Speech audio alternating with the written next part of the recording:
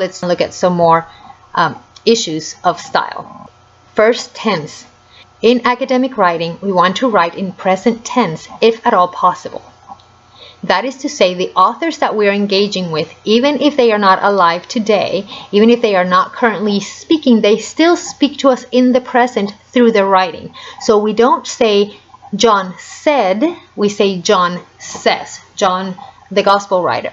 John still says that through his writing. So we keep the present tense throughout the paper and make sure that you use the same tense throughout the paper, especially within the same paragraph.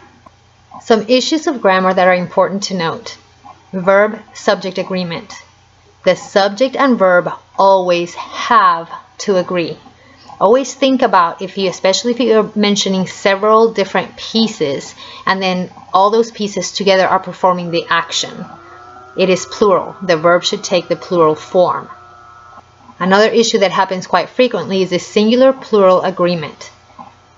Because we don't want to use the pronoun he all the time, most people are sensitive nowadays to the political correctness of using he and she. So one way to get around that is to use they. However, if you start the sentence in the singular, you must finish the sentence in the singular as well. For example, the writer is singular.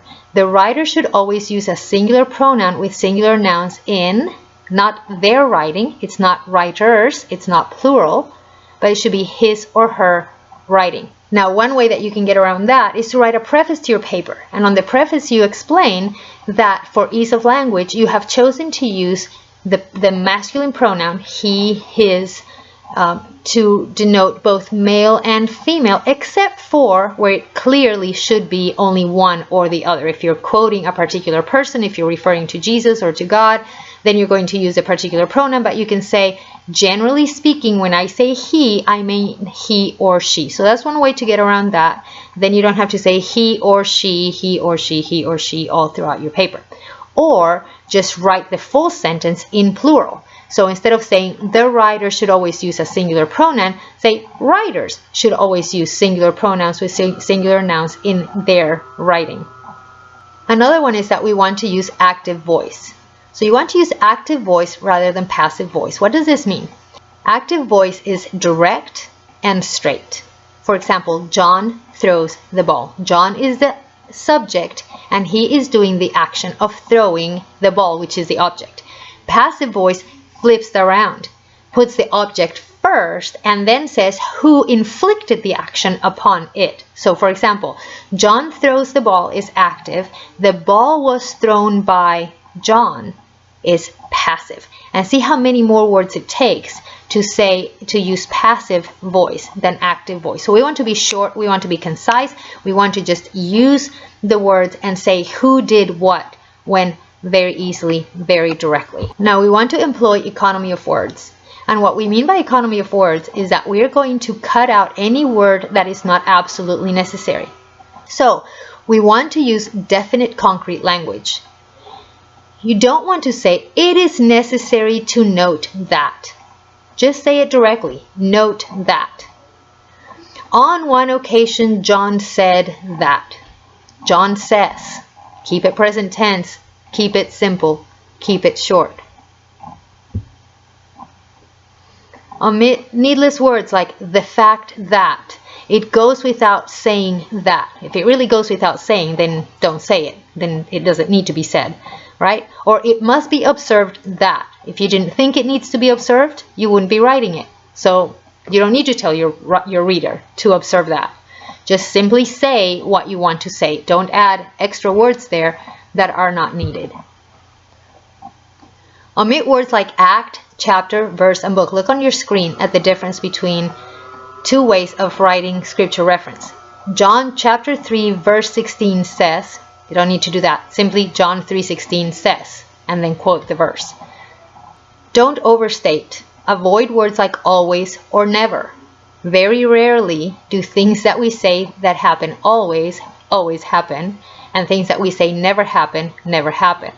So I would say, never use the words always or never. Well, I can't say that. That would be an overstatement. On some occasions, though rare, you may want to say always or never, but make sure that when you do, it really does apply and that is exactly what you want to say. Also avoid qualifiers like very, really, little, perfectly, honestly, pretty much. They're really not necessary. They don't add anything to your argument. Also beware of verbicide. What do we mean by verbicide? Is taking a word that had a rich meaning and use it so much that it ends up losing its meaning. For example, the word awesome. How can God be awesome and a piece of cake be awesome at the same time? Does awesome really mean awesome anymore? What about great, amazing, mighty, incredible, super? These are words that have lost the impact of their meaning because they've been used so much in so many different contexts. Truly, you have a dizzying intellect. That would be inconceivable. As I told you, it would be absolutely, totally, and in all other ways inconceivable. Inconceivable! Inconceivable. Inconceivable! You keep using the word. I don't think it means what you think it means. So we want to avoid verbicide. Also avoid awkward adverbs like firstly, secondly, overly, muchly. The ly ending usually becomes a hindrance. Omit long lead-in phrases. You could say, Gren says in Theology for the Community of God that, or simply say, Gren says, comma, quotation marks, quote him, and then you cite the work. And the citation tells the reader everything they need to know about when and where Gren said that. So you don't need to include all of that as a lead-in phrase to your quotes. Now 10 words to avoid in academic writing. Very. This is a lazy word. Find the appropriate adjective that conveys what you want to say. A man is not very tired, he is exhausted. And don't use very sad, use, come on, Mr. Overstreet, you twerp. Morose? Exactly, morose. Really. The word really. If it's not real, why are you saying it? Interesting.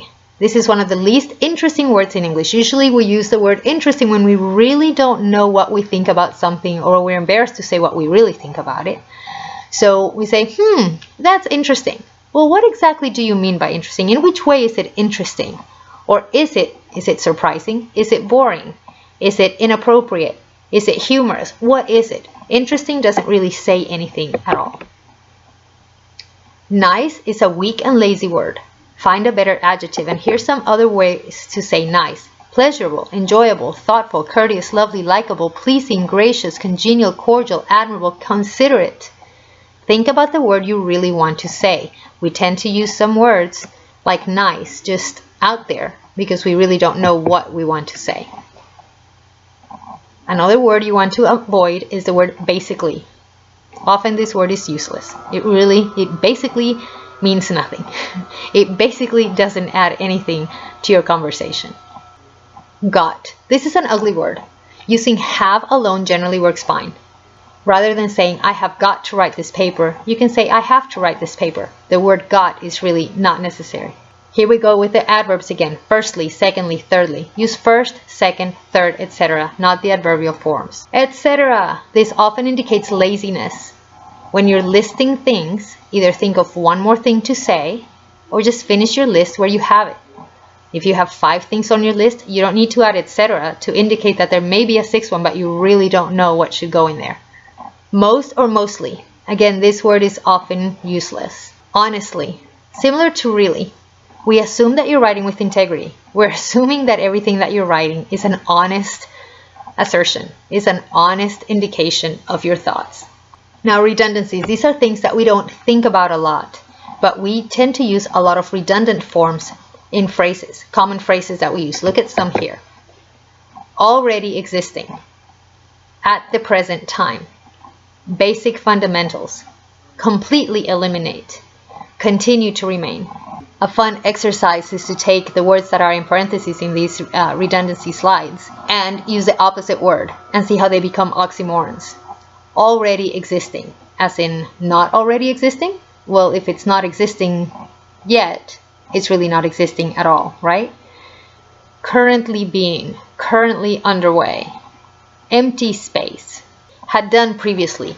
Introduced a new. Mixed together, as opposed to mixed separately. Never before, as in never after. none at all, now at this time, as opposed to like now in the future or now in the past. Period of time, private industry, separate entities, start out, write out, still persists. Think about those. They really are, they can be comical if you think about them. So try to avoid redundancies. Now let's finish with these. Punctuation matters. Here are some examples of how critical punctuation is. Look at this phrase and the importance of the comma and or the colon there. If you're a male, you probably like the one at the top. A woman without her man is nothing. But if you're female, you probably gravitate toward the bottom one. A woman without her man is nothing. Punctuation is powerful. Stop clubbing, baby seals. Once again, punctuation makes all the difference. Here's a great example of why punctuation matters. Dear John, I want a man who knows what love is all about. You are generous, kind, and thoughtful. People who are not like you admit to being useless and inferior. You have ruined me for other men. I yearn for you. I have no feelings whatsoever when we're apart. I can be forever happy. Will you let me be yours? Gloria. Same wording, different punctuation. Dear John, I want a man who knows what love is. All about you are generous, kind, and thoughtful people who are not like you. Admit to being useless and inferior. You have ruined me. For other men I yearn. For you I have no feelings whatsoever. When we're apart, I can be forever happy. Will you let me be? Yours, Gloria. Again, punctuation makes all the difference.